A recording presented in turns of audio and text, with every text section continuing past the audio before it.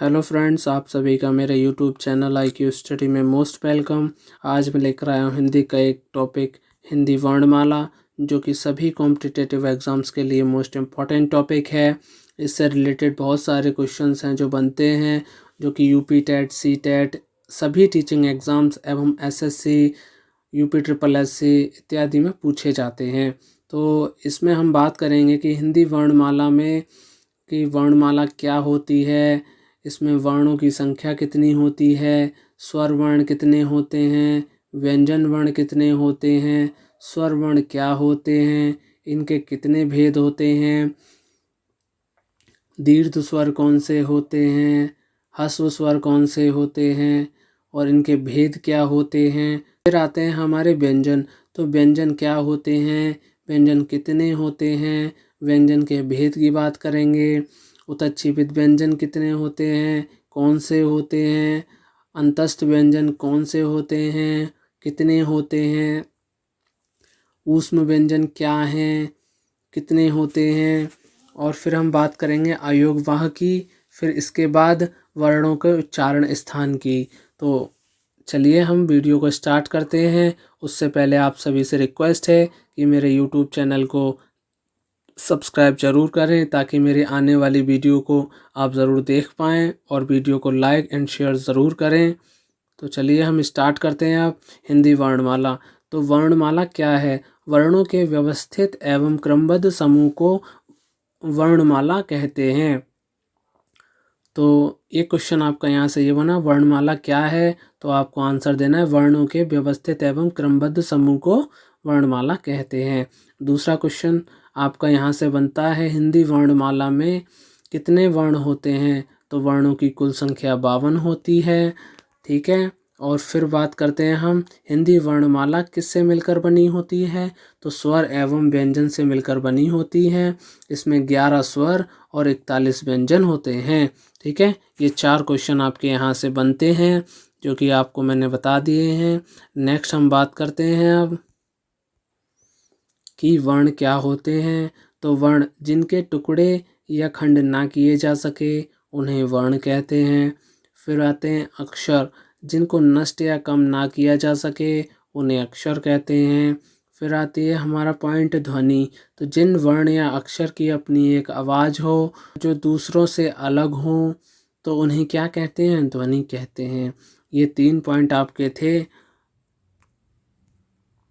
वर्ण, अक्षर और ध्वनि। अब एक जो मोस्ट इम्पोर्टेंट आपका पॉइंट है, ये बहुत सारे कॉम्पिटिटिव एग्जाम्स में पूछा गया है, भाषा या वाक्य की लघुत्तम इकाई या सबसे छोटी इकाई क्या होती है। तो यहाँ पर ऑप्शंस के ऊपर जाते हैं अपन कि राइट आंसर क्या दें। तो ऑप्शन में यदि आपको ध्वनि दिया हुआ है तो आप राइट आंसर ध्वनि लगाएंगे। यदि ध्वनि ऑप्शन में नहीं है तो राइट आंसर आप वर्ण लगाएंगे। और यदि वर्ण भी ऑप्शन में नहीं है तो आप राइट आंसर अक्षर को लगाएंगे। ठीक है, तो सबसे पहले प्रायोरिटी आप ध्वनि को देंगे, फिर वर्ण को देंगे, फिर अक्षर को देंगे। ठीक है, फिर हम बात करते हैं भाषा की सबसे बाहरी इकाई कौन सी है। तो भाषा की सबसे बाहरी इकाई वाक्य होती है। ठीक है, अब हम नेक्स्ट बात करेंगे कि नोट्स पॉइंट्स की। तो नोट पॉइंट्स कौन से उनसे दिए गए हैं यहाँ पर। तो ये आपके नोट्स पॉइंट्स हैं। नंबर 1, हिंदी भाषा की सबसे छोटी इकाई वर्ण को माना जाता है। यदि ऑप्शन में आपको वर्ण और ध्वनि दोनों दिए गए हों तो आपको सही आंसर ध्वनि लगाना है। ध्वनि वर्ण का उच्चारित रूप होती है, जबकि वर्ण ध्वनि का लिखित रूप होता है। ठीक है, अब हम बात करेंगे वर्णों के भेद की। तो वर्ण के 3 भेद होते हैं, जिसमें पहला होता है आपका स्वर वर्ण, दूसरा व्यंजन वर्ण, तीसरा अयोगभाव। ठीक है, ये तीनों आपके क्या होते हैं, वर्ण के भेद होते हैं। तो चलिए हम बात करते हैं सबसे पहले स्वर वर्ण की। तो स्वर वर्ण क्या होते हैं, जिन वर्णों का उच्चारण स्वतंत्रता पूर्वक बिना किसी अवरोध या बिना किसी अन्य वर्ण की सहायता से हो, तो वे क्या कहलाते हैं, स्वर वर्ण कहलाते हैं। इस डेफिनेशंस को आप याद रखना है। और स्वर वर्ण कौन से होते हैं, तो आपको एग्जाम्पल में दिया हुआ है। हिंदी भाषा में मूल रूप से स्वरों की संख्या 11 होती है, जो कि आपको यहाँ पर दिए गए हैं। देखिए, ये आपके जो दिए हैं वो हिंदी भाषा के स्वर हैं। ठीक है। अब हम बात करते हैं संस्कृत में। तो संस्कृत भाषा में स्वरों की संख्या 13 है। प्राकृत भाषा में कुल स्वर वर्णों की संख्या 10 है। ठीक है। प्राकृत में क्या होता है, ये जो री दिया हुआ है आपका, ये जो री है आपका, ये प्राकृत में नहीं होता है। ठीक है। और जो हिंदी में है वो री होता है। और संस्कृत में क्या होता है, बड़ी री और लिर ये दोनों जुड़ जाते हैं। तो 13 वर्ण होते हैं संस्कृत भाषा में स्वर के। ठीक है। नेक्स्ट हम बात करेंगे अब नोट पॉइंट्स की। तो हिंदी भाषा में री को आधा स्वर माना गया है, अतः इसे स्वर में शामिल किया गया है। हिंदी भाषा में बड़ी री और लिर को प्रयोग में नहीं लेते हैं, इनका प्रयोग जो है संस्कृत भाषा में किया जाता है। अंग और आह को स्वर नहीं माना गया है, इनकी गिनती भी स्वर में नहीं होती है। ठीक है। नेक्स्ट हम बात करते हैं स्वर के भेद की। तो यहाँ पर स्वर की भेद की अगर हम बात करें तो स्वर के भेद मात्रा एवं उच्चारण के आधार पर अलग हैं, जीभ की आकृति के आधार पर अलग हैं और मुख की आकृति के आधार पर अलग हैं। तो सबसे पहले हम बात करेंगे मात्रा एवं उच्चारण के आधार पर स्वर के भेद। तो मात्रा एवं उच्चारण के आधार पर स्वर के 3 भेद होते हैं। नंबर 1 आपका होता है ह्रस्व स्वर, नंबर 2 आपका दीर्घ स्वर, नंबर 3 प्लुप्त स्वर। ठीक है। तो सबसे पहले हम बात करेंगे ह्रस्व स्वर की। तो ऐसे स्वर जिनका उच्चारण करने में बहुत कम समय लगता है उन्हें क्या कहते हैं, ह्रस्व स्वर कहते हैं। इन स्वरों को एक मात्रिक स्वर या मूल स्वर या लघु स्वर भी कहते हैं। इनकी संख्या 4 होती है। ये आपको 4 दिए गए हैं जो क्या हैं, ह्रस्व स्वर हैं। तो यहाँ से क्वेश्चन बनता है कि ह्रस्व स्वर की संख्या कितनी है, तो आपको बताना है कि 4 है। ह्रस्व स्वर की संख्या 4 होती है। और फिर क्वेश्चन बनता है कि ह्रस्व स्वर कौन कौन से होते हैं, तो आपको राइट आंसर क्लिक करना है। अ, ई, उ और री क्या होते हैं, ह्रस्व स्वर होते हैं। और यहाँ से एक और क्वेश्चन बनते हैं कि एक मात्रिक स्वर कौन से होते हैं, मूल स्वर कौन से होते हैं और लघु स्वर कौन से होते हैं। तो आपको बताना है कि ये 4 वर्ण जो हैं वो क्या हैं, एक मात्रिक स्वर भी हैं, मूल स्वर भी हैं और लघु स्वर भी इन्हें ही कहते हैं। ठीक है। नेक्स्ट हम बात करते हैं दीर्घ स्वर की।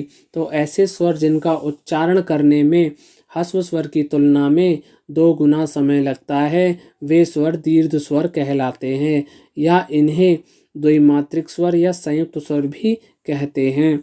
इन स्वरों की संख्या 7 है जो आपको दिए गए हैं नीचे स्वर, ये सब क्या हैं, दीर्घ स्वर कहलाते हैं। तो इनका उच्चारण करने में ह्रस्व स्वर की तुलना में 2 गुना समय लगता है, इसलिए इन्हें क्या कहा जाता है, दीर्घ स्वर कहा जाता है। यहाँ से क्वेश्चन बनता है कि दीर्घ स्वर या द्विमात्रिक स्वर या संयुक्त स्वर की संख्या कितनी है, तो आपको राइट आंसर क्लिक करना है, 7 है। और फिर यहाँ पर पूछा जाता है कि द्विमात्रिक स्वर कौन से होते हैं या दीर्घ स्वर कौन से होते हैं या संयुक्त स्वर कौन से होते हैं, तो आपको राइट आंसर क्लिक करना है। ये जो आपको दिए हुए हैं इनमें से कोई भी आपको दिया हो तो वो क्या होते हैं, दीर्घ स्वर, द्विमात्रिक स्वर या संयुक्त स्वर होते हैं।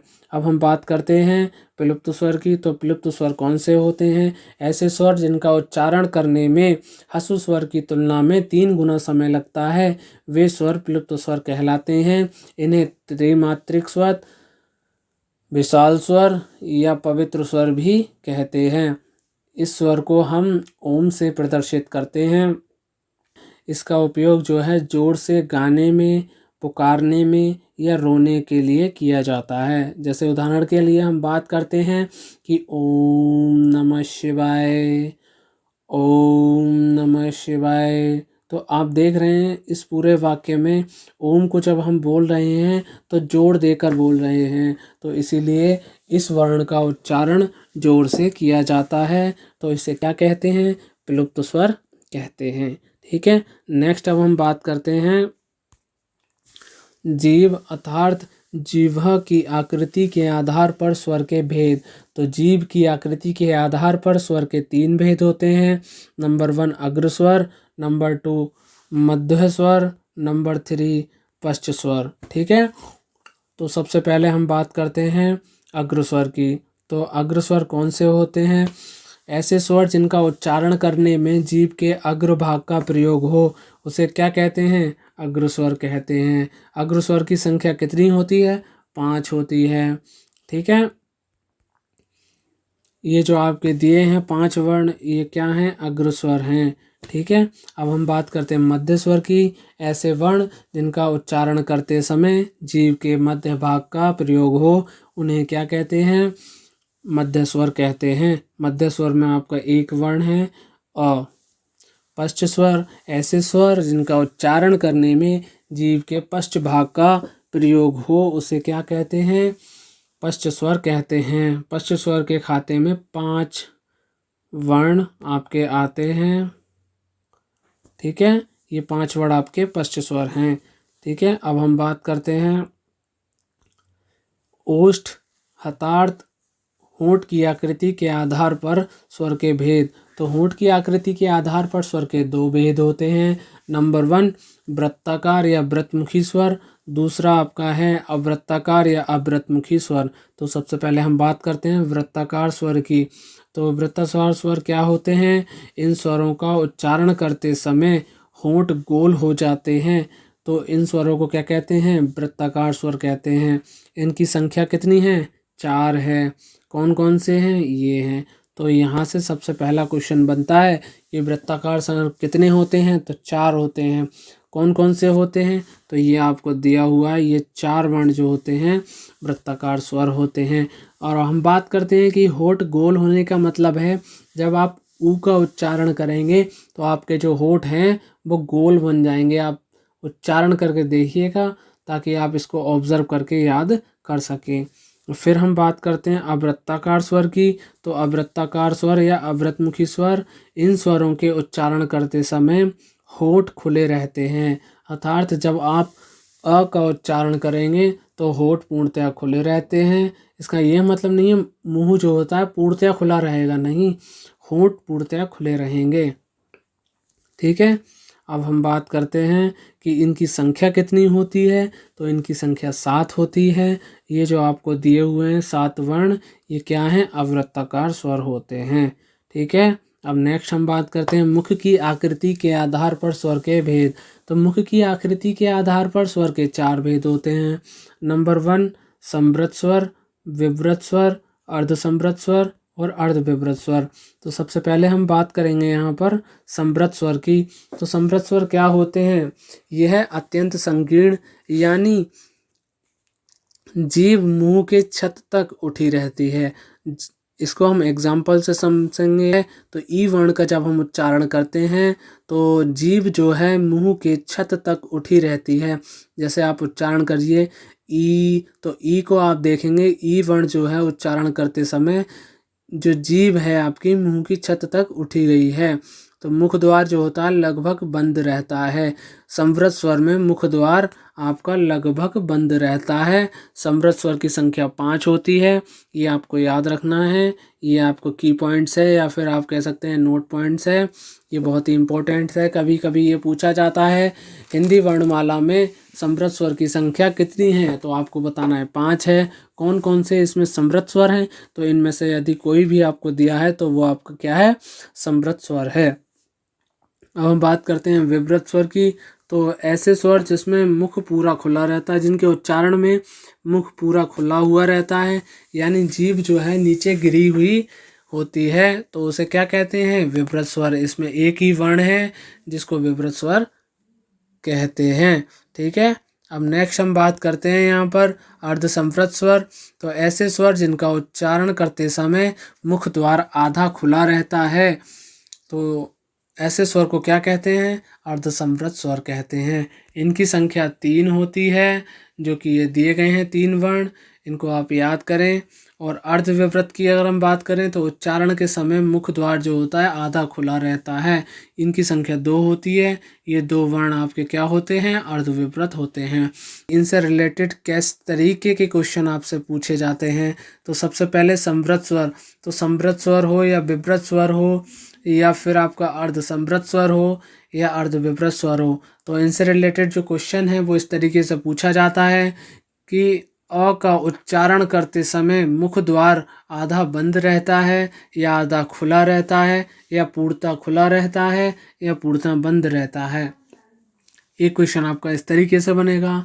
और दूसरा क्वेश्चन है आपका कि अर्ध समृद्ध स्वर कौन सा है या कौन से होते हैं। ठीक है।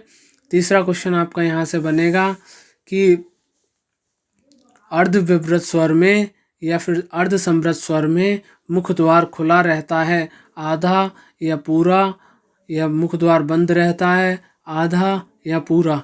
तो इस तरीके से 3 क्वेश्चन आपके यहाँ पर बन सकते हैं। तो चलिए फ्रेंड्स, अब हम बात करते हैं व्यंजन वर्ण की। तो जिन वर्णों का उच्चारण स्वर वर्ण की सहायता से होता है तो उन्हें क्या कहा जाता है? व्यंजन वर्ण कहा जाता है। जैसे का का जब हम उच्चारण करते हैं तो उसमें 2 ध्वनि आपकी आती हैं, एक तो का की और एक आ की।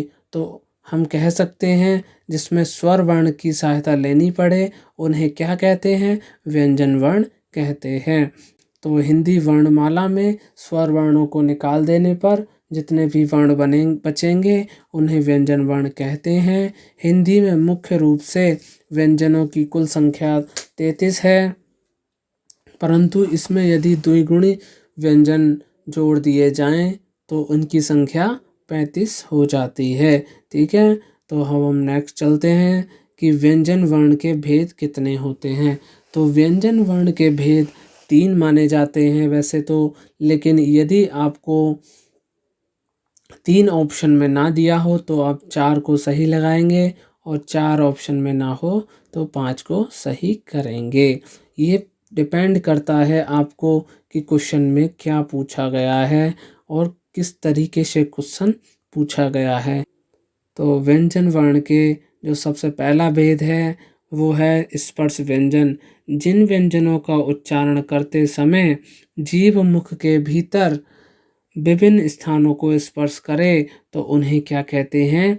स्पर्श व्यंजन कहते हैं। स्पर्श व्यंजन का से लेकर मा तक होते हैं। इनकी संख्या 25 होती है। ये 5 वर्गों में बांटे गए हैं।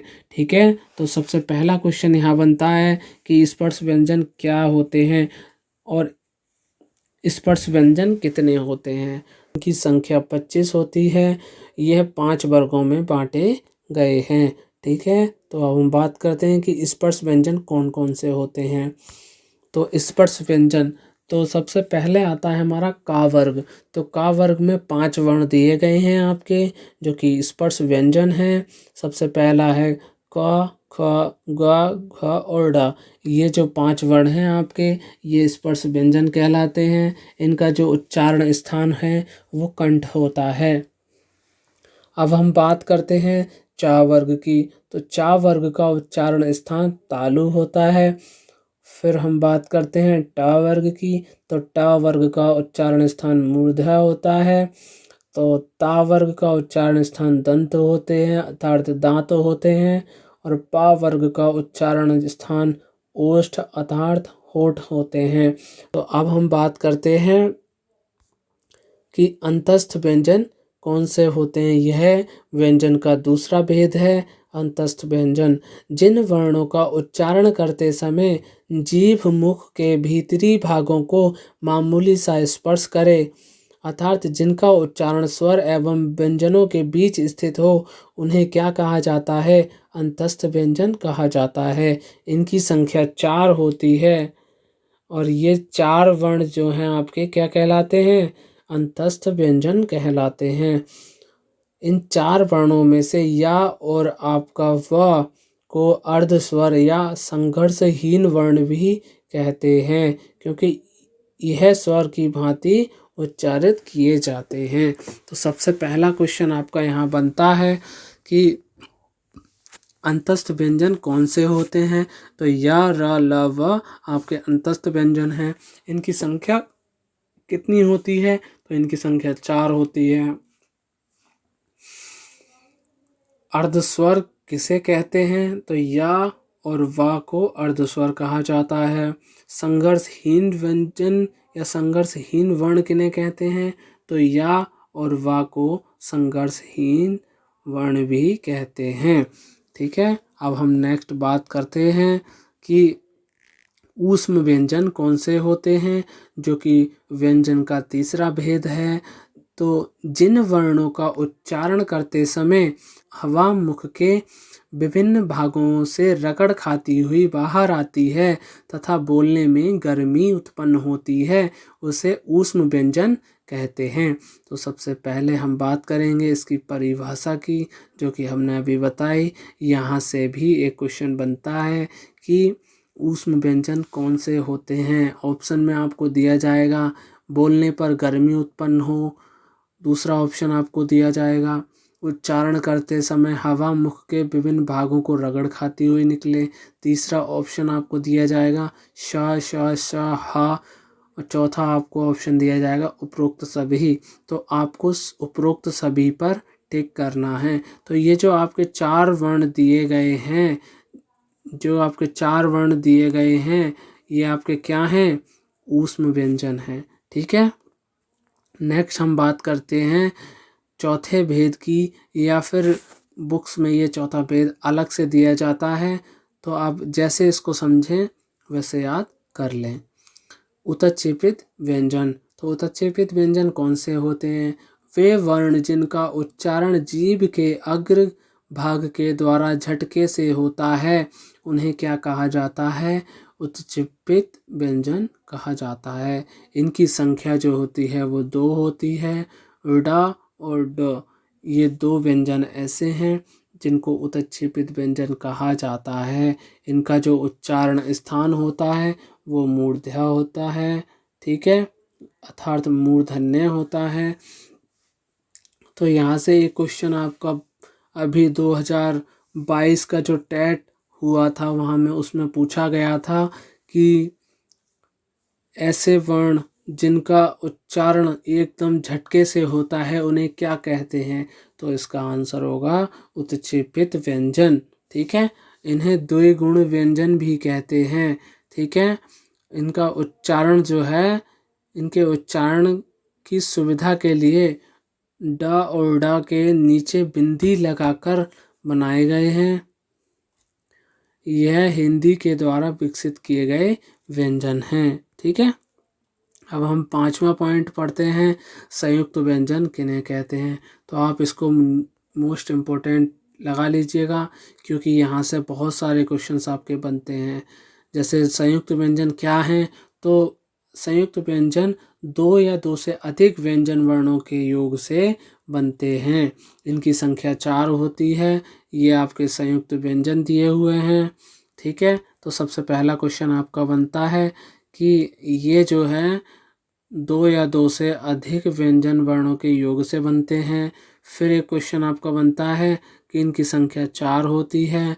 फिर क्वेश्चन बनता है कि छ, त्र, ज्ञ और स्र जो होते हैं संयुक्त व्यंजन होते हैं। अब इससे रिलेटेड और क्वेश्चंस आगे देखते हैं अपन कि ये छ है और त्रा है, ज्ञा है और स्र है, किन किन 2 व्यंजनों से मिलकर बने होते हैं। तो देखिए, संयुक्त व्यंजन जैसे आप बात करें छ की, तो आधा का और शाक से मिलकर क्या बनता है? आपका छ बनता है। और त्रा आपका आधा ता और रा से मिलकर बनता है। और ज्ञा आपका आधे जा और उआ से मिलकर बनता है। और श्रा जो आपका बड़े वाले शा, सा से सलजम वाले आधे शा को और रा से मिलकर बना होता है। ठीक है, अब हम नेक्स्ट बात करते हैं नोट पॉइंट की। तो व्यंजन के मूल भेद, यदि आपसे क्वेश्चन में पूछा जाए मूल भेद कितने होते हैं, तो आप आंसर लगाएंगे 3। अन्यथा आप आंसर, यदि ऑप्शन में 5 दिया है तो आप आंसर 5 लगाएंगे, और यदि 4 दिया है तो 4 लगाएंगे, और यदि 5 और 4 में से कोई सा नहीं दिया है तो आप 3 लगाएंगे। और यदि क्वेश्चन ये पूछा गया है कि मूल भेद, तो मूल भेद में आप 3 लगाएंगे। ठीक है, दूसरा नोट पॉइंट है संयुक्त व्यंजन जो होते हैं प्राय अंतस्थ व्यंजन एवं ऊष्म व्यंजन से ही मिलकर बने होते हैं। ठीक है, अब हम बात करते हैं अयुग्वाह की। तो यह एक प्रकार के चिन्ह होते हैं जिनका प्रयोग वर्णों के साथ किया जाता है। ऐसे वर्ण जिनमें स्वर एवं व्यंजन दोनों के गुण पाए जाते हैं वे अयोगभाव कहलाते हैं। जैसे अंग और आह, यहाँ से क्वेश्चन बनता है कि ऐसे वर्ण जिनमें स्वर एवं व्यंजन के गुण पाए जाते हैं उन्हें क्या कहते हैं, तो इसका आंसर होगा अयोगभाव। और फिर दूसरा क्वेश्चन बनता है अंग और आह अर्थात अनुस्वार एवं विसर्ग जो होती हैं उन्हें क्या कहते हैं, तो आपका आंसर होगा अयोगभाव कहते हैं। ठीक है, नेक्स्ट अब हम बात करेंगे कि नोट्स पॉइंट्स की। तो अनुस्वार एवं विसर्गों को स्वरों के साथ रखा जाता है परंतु ये स्वर ध्वनिय भी नहीं होते। इनका उच्चारण जो है व्यंजन की तरह स्वर की सहायता से होता है। ये उच्चारण की दृष्टि से व्यंजन एवं लेखन की दृष्टि से क्या होते हैं, स्वर होते हैं। तो यहाँ से ये आपका पॉइंट आपका इम्पोर्टेंट है, यहाँ से लेके यहाँ तक इसको आप स्टार मार्क बना लीजिएगा। दूसरा पॉइंट है आपका इसका जातीय योग ना तो स्वर के साथ और ना ही व्यंजन के साथ होता है, इसलिए इन्हें क्या कहा जाता है, अयोग कहा जाता है। इनका जातीय जो योग होता है ना तो स्वर के साथ होता है और ना ही व्यंजन के साथ होता है, इसलिए इन्हें क्या कहते हैं, अयोग कहा जाता है। फिर भी ये अर्थ वहन करते हैं, अर्थ निकालते हैं, इनके लगने पर अर्थ बदल जाता है, तो इन्हें क्या कहते हैं, अयोगभाव कहा जाता है। ठीक है, अब हम बात करते हैं विसर्ग चिन्ह की। तो विसर्ग का प्रयोग स्वर के बाद किया जाता है। इसका प्रयोग प्रायः संस्कृत में मिलता है, फिर भी हिंदी में इसका प्रयोग हम लोग निम्न प्रकार से कर सकते हैं। जो विसर्ग होती है उसका मोस्टली यूज़ जो हम संस्कृत में करते हैं, परंतु कुछ शब्द ऐसे हैं जिनमें हिंदी में भी हम इनका प्रयोग करते हैं। जैसे पहला शब्द है आपका प्रायः, फिर प्रातः, फिर अंतः, फिर करण, फिर दुख। इन शब्दों में हम क्या करते हैं, विसर्ग का प्रयोग करते हैं। ठीक है, नेक्स्ट अब हम बात करते हैं चंद्रबिंदु की। तो चंद्रबिंदु कौन से होते हैं, तो यह हिंदी की एक अपनी ध्वनि है, यह संस्कृत में नहीं पाई जाती है। इसके उच्चारण में हवा मुंह और नाक दोनों से निकलती है। जैसे हम एग्जाम्पल से इसको समझते हैं, जब हम उच्चारण करते हैं गांव या पाँव या बांध या चांद, तो इसमें क्या होता है कि जो हवा है वो मुंह और नाक दोनों से निकलती है। ठीक है, तो ये आपका पॉइंट हो गया। अब नेक्स्ट हम बात करते हैं हलंत की। तो जहाँ पर दो वर्णों को जोड़ने में असुविधा हो वहाँ हलंत चिन्ह का प्रयोग किया जाता है। तो जैसे एग्जाम्पल से हम देखते हैं बुढ़ा और गड्ढा, इनमें हलंत चिन्ह का प्रयोग हुआ है। ठीक है, अब हम बात करते हैं रेफे चिन्ह की। तो रा का चिन्ह जब व्यंजन वर्ण के ऊपर लगाया जाता है तो उसे रेफ का चिन्ह कहते हैं। जैसे हम शब्द लेते हैं गर्म, धर्म, वर्ण, अर्थ। तो ये जो चार शब्द दिए हैं आपके, इसमें माँ के ऊपर जो रा लगा है या णा के ऊपर जो रा लगा है, अर्थ के ऊपर जो रा लगा है, उसे क्या कहते हैं, रेफिक चिन्ह कहते हैं। ठीक है, अब हम बात करते हैं चंद्र की। तो कुछ शब्दों में इन चिन्हों का प्रयोग होता है। यह बिंदु रहित चंद्र हैं जिनका उच्चारण ओ के समान होता है, आ के समान नहीं। प्रायः अंग्रेजी शब्दों में इसका प्रयोग किया जाता है। जैसे हम बात करें नॉलेज या डॉक्टर या ऑफिस, इन शब्दों में क्या होता है, चंद्र का प्रयोग किया जाता है। अब हम नेक्स्ट बात करते हैं उच्चारण प्रयत्न के आधार पर व्यंजन का वर्गीकरण। तो सबसे पहले हम बात करेंगे घोष वर्ण या घोष व्यंजन कौन से होते हैं। तो जिन वर्णों के उच्चारण में स्वर तंत्र कंपन होता है उन्हें क्या कहते हैं, घोष या सघोष व्यंजन कहते हैं। प्रत्येक वर्ग का तीसरा, चौथा और पांचवा व्यंजन सघोष व्यंजन कहलाते हैं। तो सबसे पहले हम बात करेंगे कि जब हमने स्पर्श व्यंजन पढ़ा था तो उसमें 5 वर्ग पढ़े थे, जिसमें का वर्ग, चा वर्ग, टा वर्ग, ता वर्ग और पा वर्ग। इसमें जो पांचों वर्ग हैं उनमें प्रत्येक वर्ग के तीसरे, चौथे और पांचवा व्यंजन जो है वो सघोष या घोष व्यंजन कहलाता है। ठीक है, अब हम बात करेंगे अघोष की। तो जिन वर्णों के उच्चारण में स्वर तंत्र में कंपन ना हो उसे अघोष व्यंजन कहते हैं। इसके अंतर्गत प्रत्येक वर्ग का पहला और दूसरा व्यंजन आता है। अभी हमने बताया स्पर्श व्यंजन में 5 वर्ग रखे गए हैं, तो उनमें से पांचों वर्ग में से पहला और दूसरा जो व्यंजन होता है उसे क्या कहते हैं? अघोष कहते हैं। अल्प प्राण व्यंजन, तो अल्प प्राण में हम बात करें वर्णों के उच्चारण में जब वायु कम मात्रा में होती है तो क्या होता है? उसे अल्प प्राण व्यंजन कहते हैं। इसके अंतर्गत प्रत्येक वर्ग का पहला, तीसरा और पांचवा व्यंजन रखा गया है। नेक्स्ट हम बात करते हैं महाप्राण की। तो वर्णों के उच्चारण में जब वायु अधिक मात्रा में लगती है तो उसे महाप्राण कहा जाता है।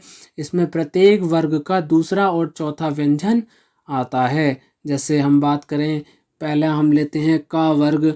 तो का वर्ग में तीसरा, चौथा और पांचवा वर्ण जो होता है अर्थात ग, घ और ड़ा जो होता है वो सघोष अर्थात घोष कहलाता है, और क और ख जो होता है वो अघोष कहलाता है। और पहला, तीसरा, पांचवा अर्थात क, ग और ड़ जो व्यंजन हैं, 3 व्यंजन क्या कहलाते हैं? अल्प प्राण कहलाते हैं। दूसरा और चौथा अर्थात ख और घ जो व्यंजन हैं उन्हें क्या कहते हैं? महाप्राण कहते हैं। तो अब हम बात करते हैं पेशीय तनाव के आधार पर व्यंजनों का वर्गीकरण। तो पेशीय तनाव के आधार पर 2 प्रकार के व्यंजन होते हैं, कठोर व्यंजन और शिथिल व्यंजन। तो कठोर व्यंजन की हम बात करते हैं तो इसके अंतर्गत अघोष और महाप्राण व्यंजन आते हैं, और शिथिल व्यंजन के अंतर्गत घोष अर्थात घोष और अल्प प्राण व्यंजन आते हैं। तो आपको याद रखना है, क्वेश्चन इस तरीके से बनता है कि कठोर व्यंजन कौन से होते हैं। तो हमें याद रखना है ऐसे व्यंजन जो अघोष और महाप्राण दोनों हों उन्हें क्या कहते हैं? कठोर व्यंजन कहते हैं। ऐसे व्यंजन जो घोष एवं अल्पप्राण दोनों हों उन्हें शिथिल व्यंजन कहते हैं। तो एक क्वेश्चन आपका ये हो गया, और दूसरा क्वेश्चन आपका इस तरीके से बनता है कि सघोष एवं महाप्राण किन्हें कहा जाता है, और एक क्वेश्चन आपका बनेगा अघोष या फिर अल्पप्राण व्यंजन कौन से होते हैं। तो इस तरीके से कई क्वेश्चन यहाँ पर बनते हैं। अब हम चलते हैं नोट पॉइंट के ऊपर। तो संघर्षी व्यंजन कौन से होते हैं? तो आपको राइट आंसर लगाना है श, श और श।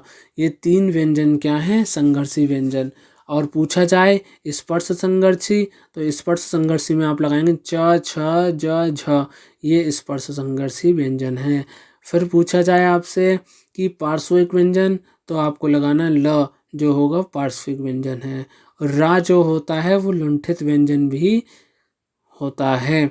उत्क्षेपित व्यंजन में हम बात करें तो ड और ड के नीचे अगर बिंदी लगा दी जाती है तो उन्हें उत्क्षेपित व्यंजन कहा जाता है। अब हम बात करते हैं अंतस्थ व्यंजन या अर्धस्वर व्यंजन। तो य और वा को अर्धस्वर व्यंजन भी कहते हैं। अब हम बात करते हैं अनुनासिक व्यंजन की। तो ये क्वेश्चन आपको कई बार रिपीट हुआ है कि अनुनासिक व्यंजन या अनुनासिक वर्ण कौन से होते हैं।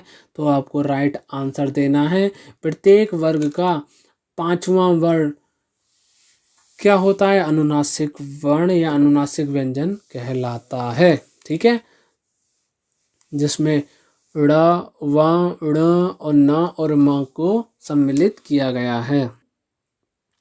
अब हम बात करते हैं की पॉइंट की। तो स्वर वर्ण कितने होते हैं? आपको हमने बताया 11 होते हैं। व्यंजन वर्ण 33 होते हैं, और यदि इसमें 2 उत्क्षेपित व्यंजन को जोड़ दिया जाए तो इनकी संख्या 35 हो जाती है। संयुक्त व्यंजन की संख्या 4 होती है, उत्क्षेपित व्यंजन की संख्या 2 होती है, अयोगभाव की संख्या भी 2 होती है, और टोटल जो वर्ण होते हैं उनकी संख्या 52 होती है।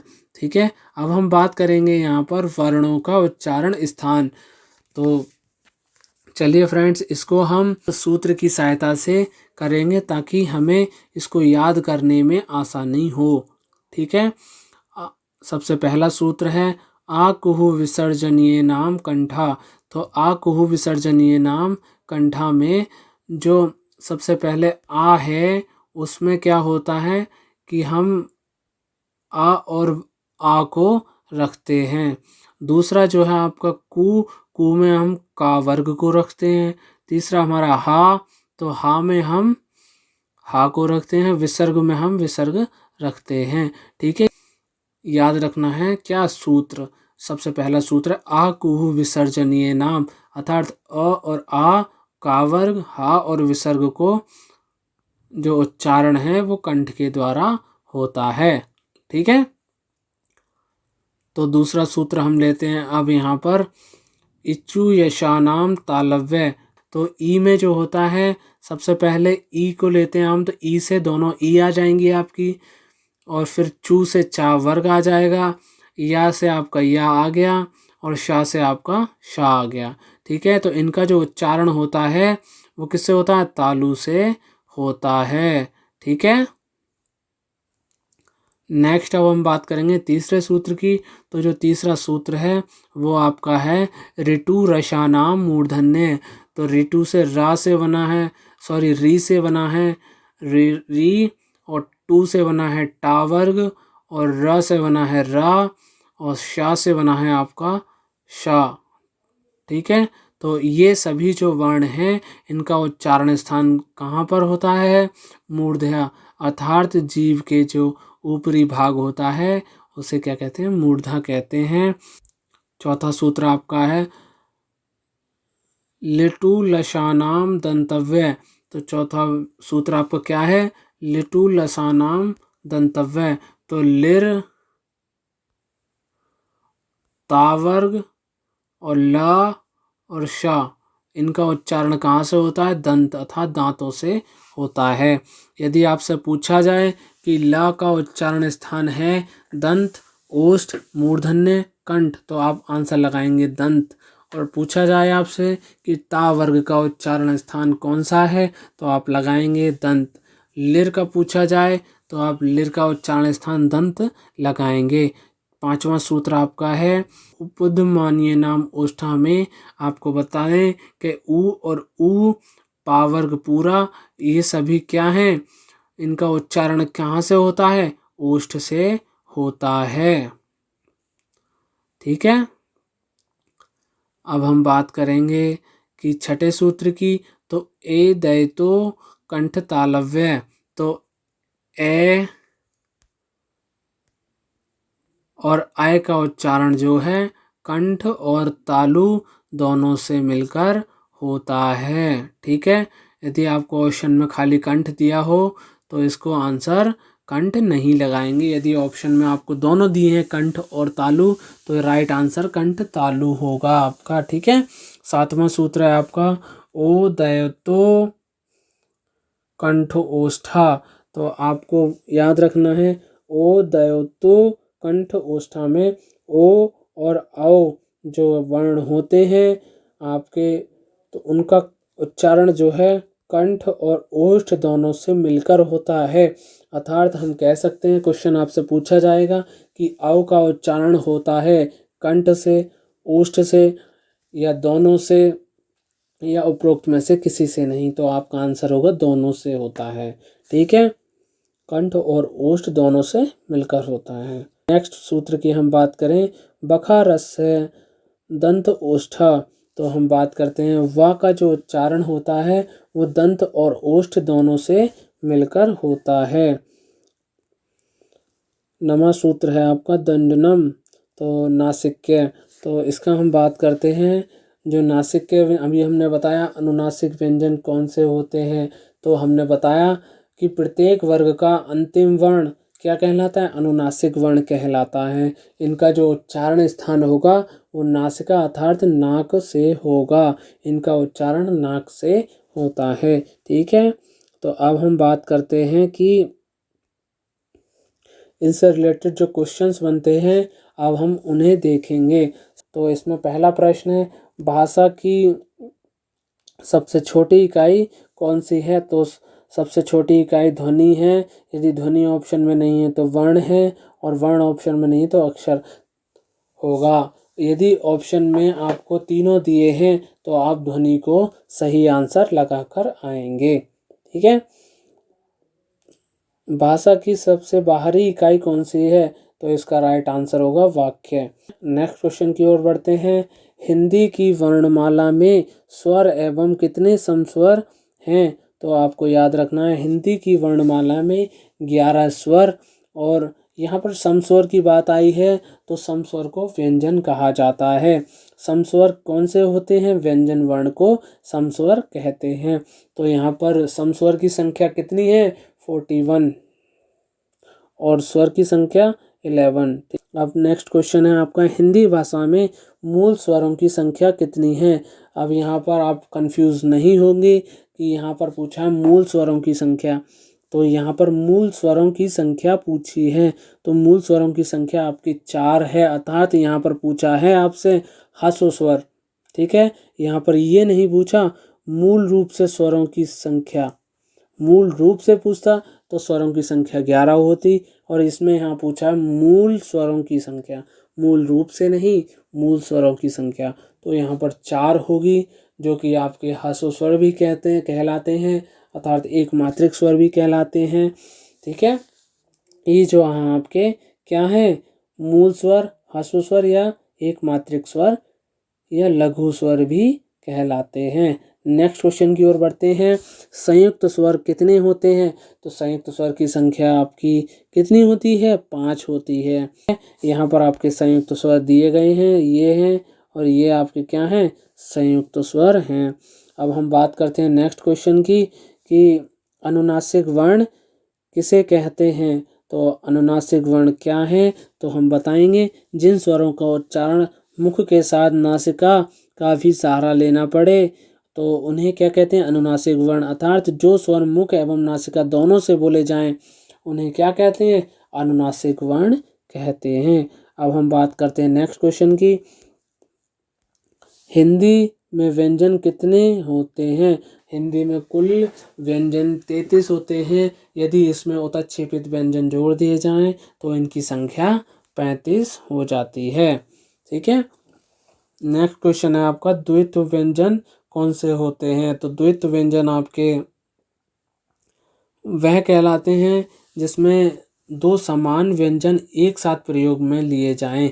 जैसे पक्का शब्द है जिसमें का वर्ण का 2 बार लिया गया है और एक साथ में लिया गया है, इसलिए इसमें उसे का वर्ग को द्वित्व व्यंजन कहेंगे। ठीक है, व्यंजन के प्रत्येक वर्ग के दूसरे व चौथे वर्ग के वर्ण द्वित्व व्यंजन नहीं बनाते हैं। ठीक है, व्यंजन के प्रत्येक वर्ग के दूसरे व चौथे वर्ण द्वित्व व्यंजन नहीं बनाते हैं। ठीक है, अब नेक्स्ट क्वेश्चन की अगर हम बात करेंगे यहाँ पर, तो वर्णमाला में अ से अह तक के वर्ण क्या कहलाते हैं? तो यहाँ पर लिखेंगे कि अ से अह तक के वर्ण को स्वरमाला कहा जाता है।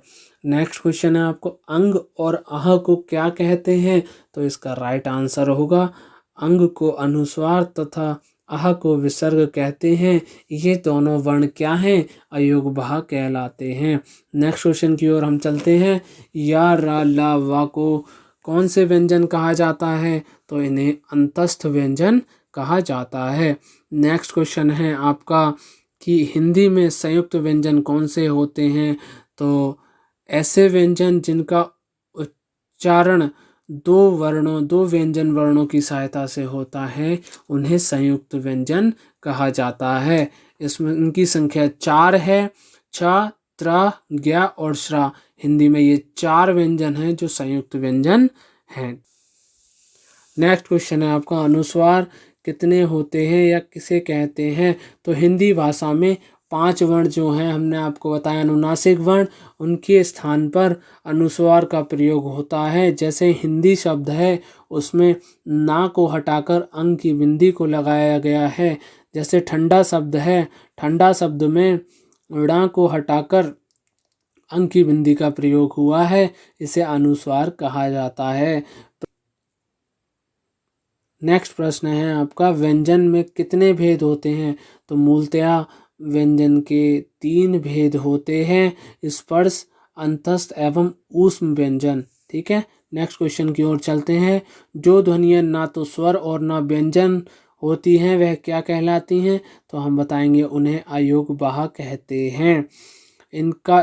हिंदी वर्णमाला में इनका स्थान स्वरों के बाद और व्यंजनों से पहले निर्धारित किया गया है।